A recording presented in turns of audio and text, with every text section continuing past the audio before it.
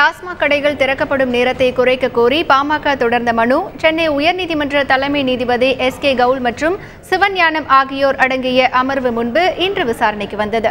அப்போது மதுவிலக்கு குறித்தும் அதன் சாத்தியக்கூறுகள் குறித்தும் நீதிபதிகள் பல்வேறு கருத்துக்களை தெரிவித்துள்ளனர்.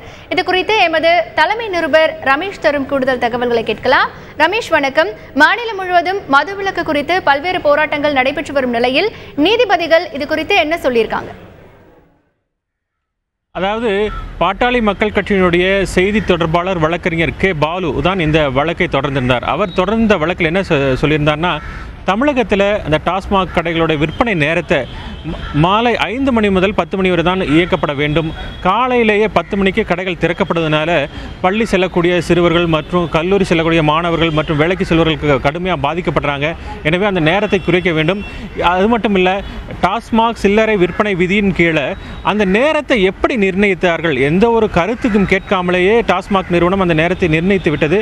எனவே அந்த விதியையும் அவர்கள் அதை ரத்து செய்ய வேண்டும் என்று கேட்டுக்கொண்டிருந்தார்கள். இந்த வழக்கு தான் உயர்நீதிமன்ற தலைமை நீதிபதி எஸ்.கே. கவுல் மற்றும் நீதிபதி சிவஞானம் ஆகியோர் அடங்கிய அமர்வு முன்பு இன்று விசாரணைக்கு வந்தது.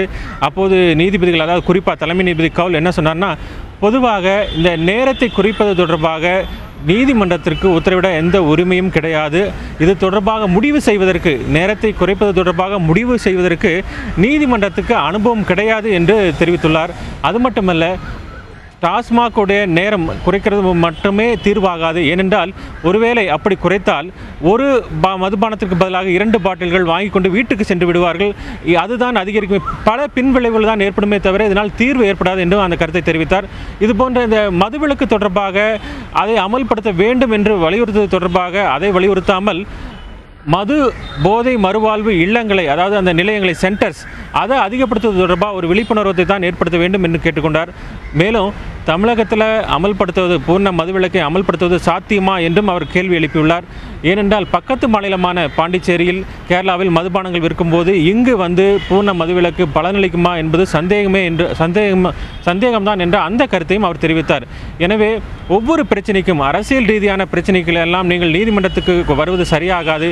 ஏனென்றால் நீதிமன்றம் எல்லா பிரச்சனைக்கும் தீர்வு காண முடியாது. எனவே இதை நீங்கள் சமூக ரீதியாக ஏதாவது போராடுவது தொடர்பாக முடிவு செய்யுங்களே தவிர இங்கு நீதிமன்றத்துக்கு எடுத்து வராதீர்கள் என்று அந்த அறிவுரையும் வழங்கினார்.